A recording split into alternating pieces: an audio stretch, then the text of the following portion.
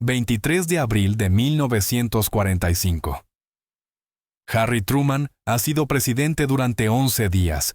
Todavía está aprendiendo dónde están los baños en la Casa Blanca. Nunca ha recibido informes completos sobre la mayor parte de la estrategia bélica de Roosevelt. Apenas sabe qué acuerdos existen con Gran Bretaña y la Unión Soviética. Y entonces, el ministro de Asuntos Exteriores soviético Vyacheslav Molotov entra en el despacho oval esperando que Estados Unidos cumpla promesas de las que Truman nunca ha oído hablar. La reunión se supone que es solo una visita de cortesía. Molotov está en Washington para la Conferencia Fundacional de las Naciones Unidas. Espera una conversación amistosa con el nuevo presidente, quizá algunas garantías de que continuará con las políticas de Roosevelt. En cambio, Truman lo confronta por las acciones soviéticas en Polonia. Los soviéticos están instalando un gobierno comunista, arrestando a líderes de la oposición e ignorando los acuerdos alcanzados en Yalta sobre elecciones libres. Molotov queda sorprendido. Intenta explicar que la Unión Soviética simplemente está implementando lo que Roosevelt acordó en Yalta. Truman lo interrumpe. Nadie me ha informado de ningún acuerdo de ese tipo, dice Truman. Molotov insiste en que el presidente Roosevelt prometió el control soviético del gobierno polaco, a cambio de la cooperación soviética en otros asuntos. Truman no le cree. La reunión termina mal. Molotov se va conmocionado diciendo supuestamente que nunca lo habían tratado así en su vida. Truman siente que se ha enfrentado a la agresión soviética. Pero entonces los asesores de Truman sacan los acuerdos reales de Yalta. Y Truman descubre la verdad horrenda. Molotov no estaba mintiendo. Roosevelt había hecho esas promesas. Había entregado Europa del Este a Stalin a cambio de cooperación soviética y nunca se lo había contado a su vicepresidente. Este es el momento en que Harry Truman comprendió que había heredado no solo una presidencia, sino una traición. Y hoy vamos a explorar qué fue exactamente lo que Roosevelt prometió a Stalin en Yalta, por qué lo mantuvo en secreto ante Truman y ante el pueblo estadounidense, y cómo esos acuerdos secretos moldearon la Guerra Fría y condenaron a millones de personas a la dominación soviética durante 45 años. Comencemos con Yalta porque la mayoría de la gente ha oído hablar de la conferencia de Yalta, pero en realidad no entiende qué ocurrió allí. Febrero de 1945. La guerra en Europa está prácticamente terminada. Alemania se está derrumbando. La pregunta no es si los aliados van a ganar, sino cómo será el mundo cuando ganen. Roosevelt, Churchill y Stalin se reúnen en Yalta, una ciudad balnearia en Crimea, a orillas del Mar Negro. Es territorio soviético lo que da a Stalin ventaja como anfitrión. Más importante aún, el Ejército Rojo controla la mayor parte de Europa Oriental. Tropas soviéticas ocupan Polonia, Rumanía, Bulgaria, Hungría y Checoslovaquia. No es un control teórico. Son soldados soviéticos sobre el terreno, funcionarios soviéticos, instalando gobiernos, la policía secreta soviética, arrestando a cualquiera que se oponga. Roosevelt llega a Yalta en un estado de salud terrible. Los que lo ven quedan impactados por su apariencia. Ha perdido peso. Su rostro está demacrado. Sus manos tiemblan. Tiene dificultades para concentrarse durante las largas reuniones. Su médico personal admitió más tarde que Roosevelt estaba muriéndose, aunque no lo dijo en ese momento. Probablemente Roosevelt sabía que no viviría hasta finales de 1945. Churchill llega preocupado por la expansión soviética. Ve claramente lo que está ocurriendo en Europa del Este. Stalin está creando un imperio soviético. Churchill quiere que Roosevelt lo acompañe en exigir que Stalin respete sus compromisos con la democracia y la autodeterminación. Pero Roosevelt tiene otras prioridades. Roosevelt se centra en tres cosas. Primero, necesita la ayuda soviética para terminar la guerra contra Japón. La bomba atómica aún no está lista, y Roosevelt cree que invadir Japón costaría cientos de miles de vidas estadounidenses. Si los soviéticos atacan Japón desde el norte, podría forzar la rendición japonesa sin una invasión. Segundo, Roosevelt quiere la cooperación soviética para crear las Naciones Unidas. Cree que la cooperación internacional a través de la ONU es esencial para prevenir futuras guerras. Tercero, Roosevelt está agotado y enfermo, y quiere terminar la conferencia lo antes posible para poder regresar a casa. Stalin entiende todo esto. Es uno de los negociadores más despiadados de la historia. Sabe que Roosevelt está muriendo. Sabe que Roosevelt necesita la ayuda soviética contra Japón. Sabe que Roosevelt valora a las Naciones Unidas por encima de casi cualquier otra cosa. Y usa todo ese poder para extraer concesiones enormes. El acuerdo clave involucra a Polonia. Aquí es donde todo sale mal. Polonia había sido invadida por Alemania y la Unión Soviética en 1939. El gobierno polaco, en el exilio ubicado en Londres, había luchado junto a los aliados durante toda la guerra. Los polacos habían muerto luchando por la libertad.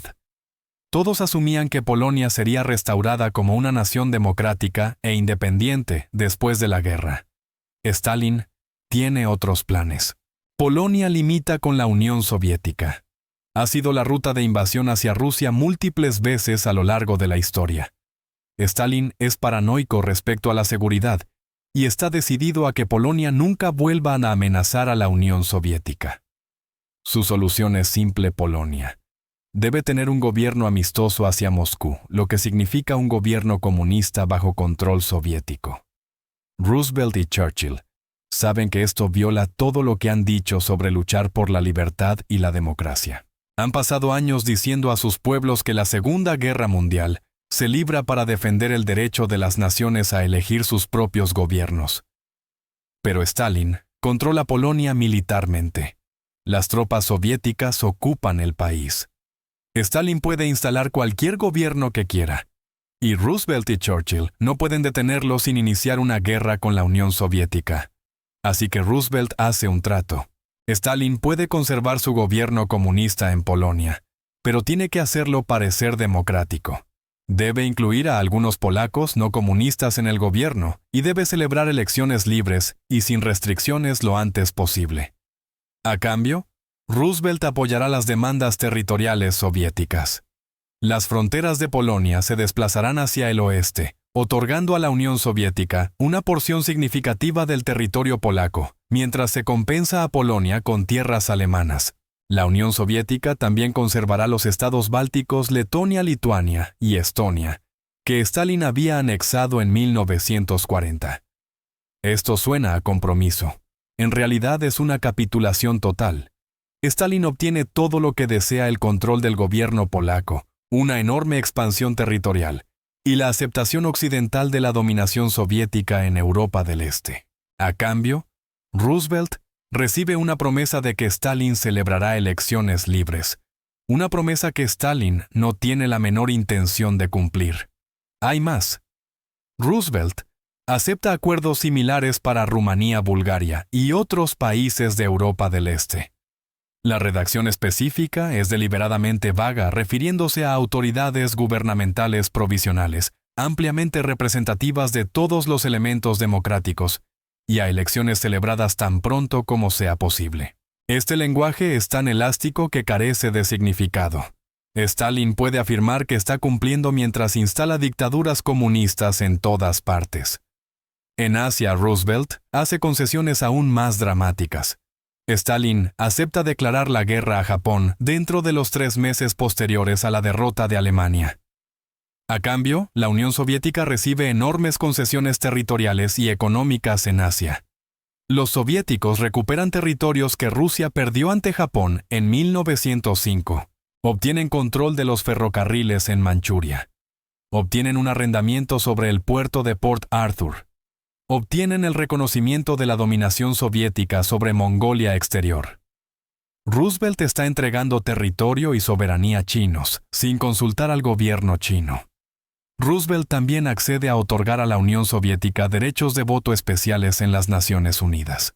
Stalin exige que las 16 repúblicas soviéticas tengan votos separados en la ONU, lo que daría a la URSS 16 votos mientras Estados Unidos tendría 1. Roosevelt negocia esto hasta 3 votos: 1 para la URSS, 1 para Ucrania y 1 para Bielorrusia. Sigue siendo absurdo. Ucrania y Bielorrusia no son países independientes. Son repúblicas soviéticas bajo control de Moscú. Pero Roosevelt acepta porque quiere la cooperación de Stalin para lanzar la ONU. Ahora viene la parte crucial. Roosevelt mantiene todo esto en secreto. Los acuerdos de Yalta no se publican en su totalidad. Los periódicos estadounidenses solo reciben resúmenes vagos sobre cooperación y amistad. Las concesiones específicas a Stalin, las promesas sobre Polonia, los acuerdos que afectan a China permanecen clasificados. El Congreso no recibe informes.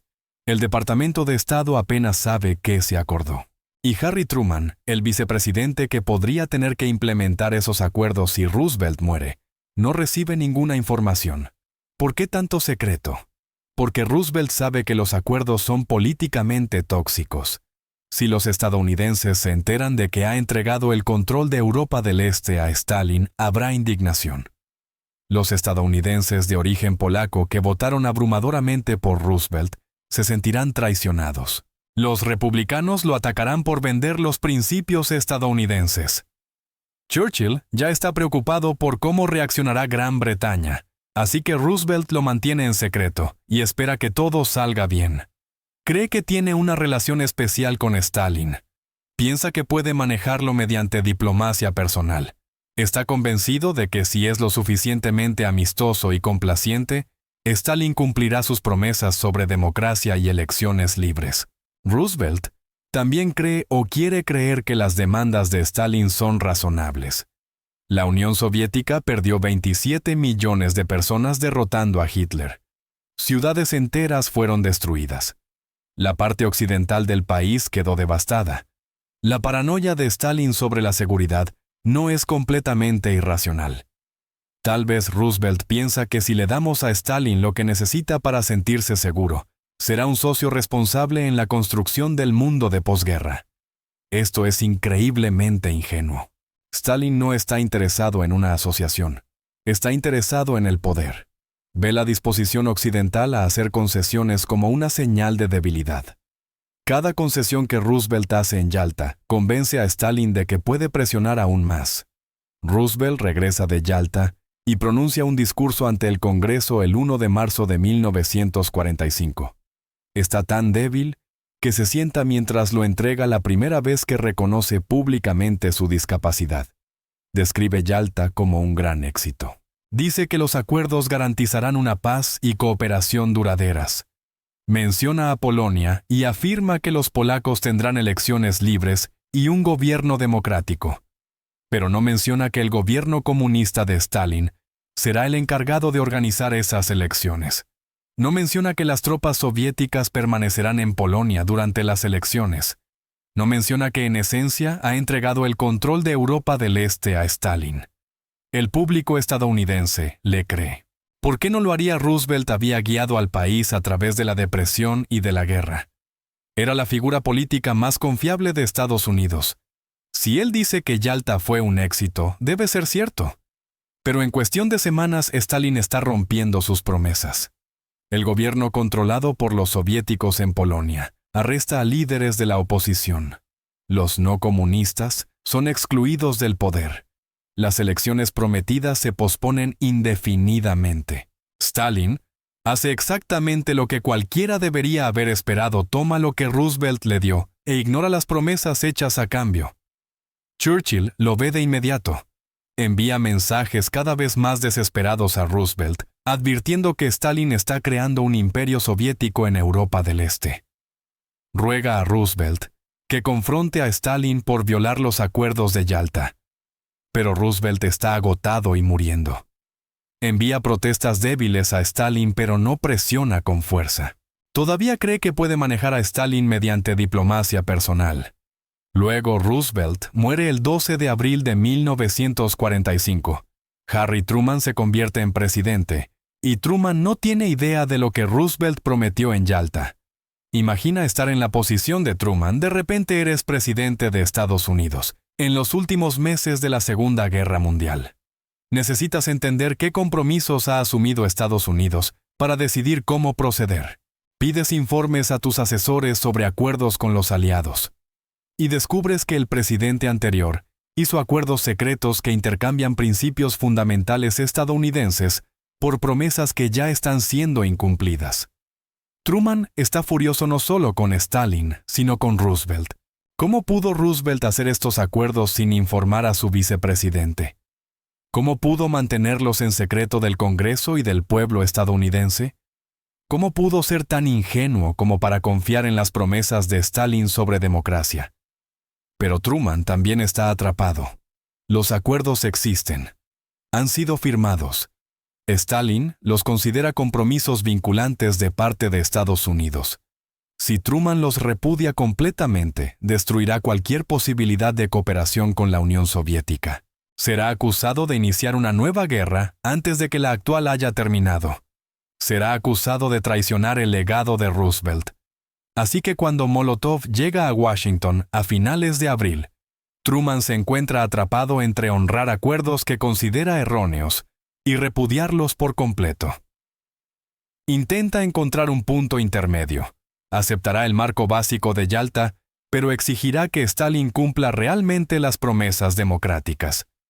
Stalin debe celebrar elecciones auténticas en Polonia. Debe incluir voces genuinas de oposición en el gobierno.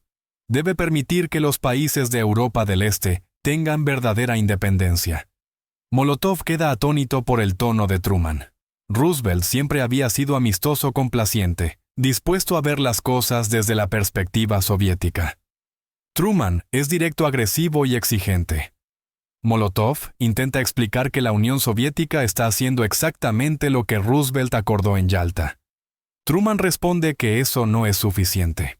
Los acuerdos requieren implementación de buena fe, y Stalin no está actuando de buena fe. La reunión es un desastre. Marca el comienzo de la Guerra Fría, aunque nadie la llame así todavía. Truman ha señalado que Estados Unidos ya no aceptará la expansión soviética. Stalin interpreta esto como una traición estadounidense a las promesas de Roosevelt. Aquí es donde se complica todo. Ambos lados tienen quejas legítimas. Stalin tiene razón en que Roosevelt hizo promesas en Yalta. Los acuerdos tal como están escritos dan a la Unión Soviética una enorme libertad en Europa del Este. Roosevelt entendió claramente que estaba aceptando la dominación soviética allí. Cuando Stalin instala gobiernos comunistas, puede afirmar honestamente que está haciendo lo que Roosevelt aceptó en Yalta. Pero Truman también tiene razón en que Stalin está violando el espíritu de los acuerdos. Roosevelt logró que Stalin prometiera elecciones libres y gobiernos democráticos.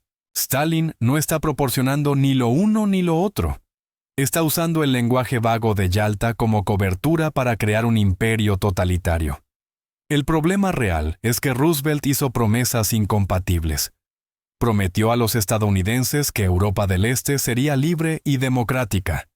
Prometió a Stalin que la Unión Soviética podría controlar Europa del Este por razones de seguridad. Ambas promesas no pueden cumplirse. Uno de los dos lados debe ser traicionado.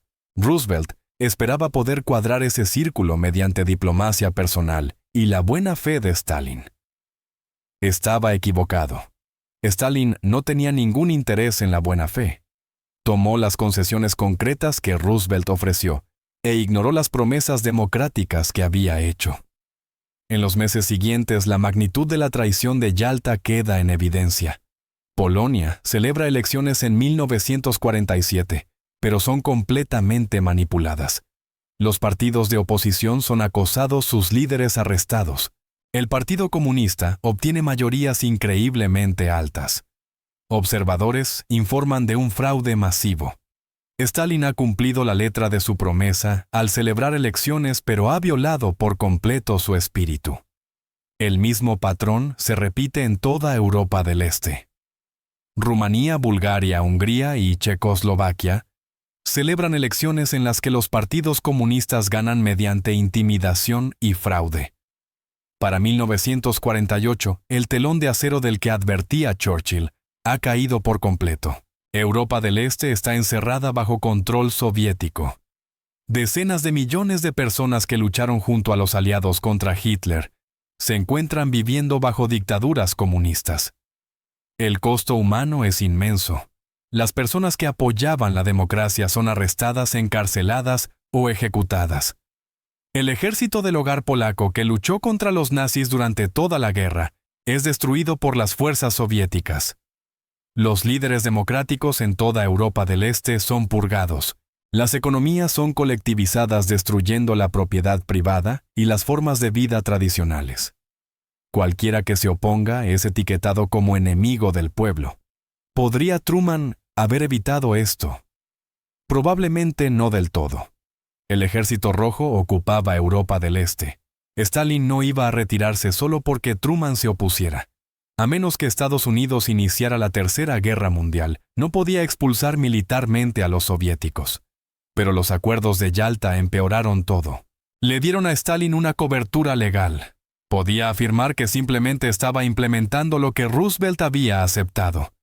Cuando Truman objetaba a Stalin, podía señalar los acuerdos firmados y acusar a Estados Unidos de actuar de mala fe.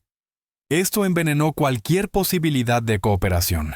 Si Roosevelt hubiera sido honesto en Yalta, el resultado podría haber sido mejor.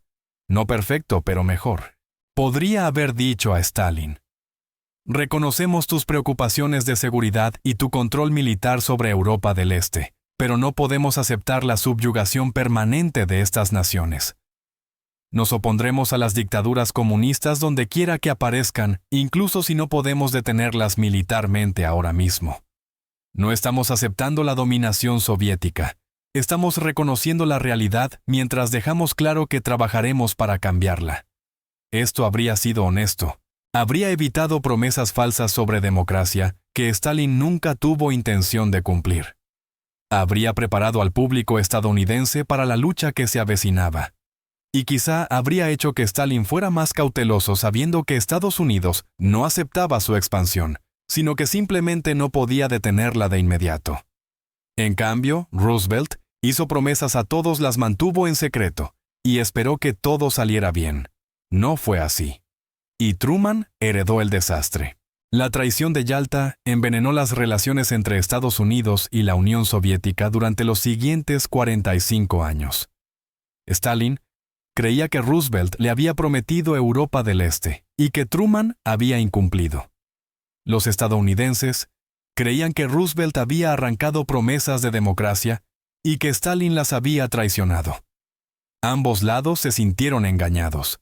Ambos lados culparon al otro de actuar de mala fe, y millones de personas en Europa del Este pagaron el precio. Aquí hay una lección más amplia sobre liderazgo. Roosevelt intentaba manejar presiones contradictorias. Necesitaba ayuda soviética contra Japón. Quería preservar la alianza de guerra. Esperaba construir un orden pacífico de posguerra a través de las Naciones Unidas. Estaba enfermo y agotado y quería evitar confrontaciones. Así que hizo compromisos que parecían razonables en el momento, pero que más tarde crearon desastres. Hizo promesas que no podía cumplir. Priorizó la cooperación a corto plazo sobre los principios a largo plazo. Guardó secretos que deberían haber sido públicos, y dejó a su sucesor enfrentar consecuencias que él no viviría para ver. Esto es un fracaso de liderazgo. Los buenos líderes toman decisiones difíciles y aceptan las consecuencias. Roosevelt tomó las decisiones difíciles, pero las ocultó, esperando que otra persona enfrentara las consecuencias. Esa persona fue Truman. A crédito de Truman, él no se limitó a aceptar el marco de Yalta. Pasó los siguientes 3 años desarrollando una nueva estrategia a la contención.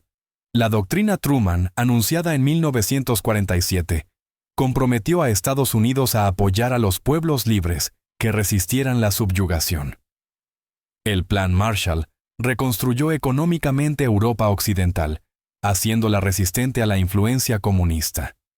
La OTAN, creada en 1949, proporcionó protección militar a Europa Occidental. El puente aéreo de Berlín de 1948-49 mostró a Stalin que Estados Unidos no abandonaría a las personas amenazadas por la expansión soviética. Estas políticas funcionaron. Europa Occidental permaneció libre y democrática. La expansión comunista fue contenida. Finalmente, el sistema soviético colapsó bajo sus propias contradicciones. La Guerra Fría fue ganada. Pero Europa Oriental permaneció cautiva durante 45 años. Las personas nacidas bajo ocupación soviética crecieron, vivieron toda su vida y murieron sin conocer la libertad. No porque la liberación fuese imposible, sino porque Roosevelt había hecho acuerdos en Yalta que dieron a Stalin cobertura legal y política para su dominación. Cuando Europa Oriental finalmente obtuvo su libertad entre 1989 y 1991, una de las primeras cosas que hicieron los nuevos gobiernos democráticos fue repudiar los acuerdos de Yalta. Declararon que Yalta era inválida porque las naciones de Europa del Este no estuvieron representadas allí. Dijeron que su cautiverio había sido ilegítimo desde el principio. Tenían razón, pero eso no les devolvía las décadas que habían perdido. La traición de Yalta sigue siendo polémica entre los historiadores. Algunos defienden a Roosevelt argumentando que hizo lo mejor que pudo con opciones muy limitadas. La Unión Soviética había ganado su esfera de influencia mediante sacrificio. Enfrentarse a Stalin habría puesto en riesgo destruir la alianza en tiempo de guerra. Roosevelt enfrentaba realidades militares y políticas que le dejaban pocas alternativas. Otros condenan a Roosevelt por ingenuidad y deshonestidad. No debería haber confiado en Stalin. No debería haber hecho promesas sobre democracia sabiendo que Stalin no las cumpliría. No debería haber mantenido el acuerdo en secreto ante el pueblo estadounidense y ante su propio vicepresidente. Su deseo de evitar confrontaciones llevó directamente a la dominación soviética y a la Guerra Fría. La verdad probablemente sea una combinación de ambas cosas. Roosevelt enfrentó decisiones imposibles y tomó compromisos comprensibles. Pero también falló al no ser honesto sobre esos compromisos, falló al no preparar a su sucesor, y falló al no reconocer que algunas de sus decisiones tendrían consecuencias devastadoras para millones de personas. Y Harry Truman, con solo 11 días en la presidencia, tuvo que aprender todo esto del ministro de Asuntos Exteriores de Stalin. Tuvo que descubrir que su predecesor había hecho acuerdos secretos que intercambiaban principios estadounidenses por promesas soviéticas que ya estaban rotas. Tuvo que averiguar cómo manejar acuerdos de los que nunca le habían informado que él consideraba erróneos, pero que no podía repudiar sin causar un caos internacional. Esa reunión de abril entre Truman y Molotov fue el momento en que la Guerra Fría realmente comenzó. No por algo que uno de los dos dijera, sino porque ambos lados se dieron cuenta de que los acuerdos de Yalta estaban construidos sobre premisas falsas y promesas incompatibles. Roosevelt había intentado dar a ambos lados lo que querían haciendo compromisos vagos que podían interpretarse de diferentes maneras. Stalin los interpretó como aceptación de la expansión soviética. Truman los heredó como traiciones a los principios estadounidenses. Los siguientes 45 años de tensiones globales, guerras proxy, brinkmanship nuclear, todo se remonta a esa deshonestidad fundamental. A la decisión de Roosevelt de hacer promesas secretas que no podía cumplir, de evitar conversaciones difíciles de esperar, que la diplomacia personal superara conflictos fundamentales de intereses e ideología. No pudo, y millones pagaron el precio de ese fracaso. La traición de Yalta no fue solo una serie de promesas rotas entre líderes. Fue una serie de promesas rotas hacia los pueblos de Europa del Este, que lucharon por la libertad y terminaron cautivos. Ellos merecían algo mejor. Merecían líderes que fueran honestos sobre las decisiones que se estaban tomando y las consecuencias que tendrían.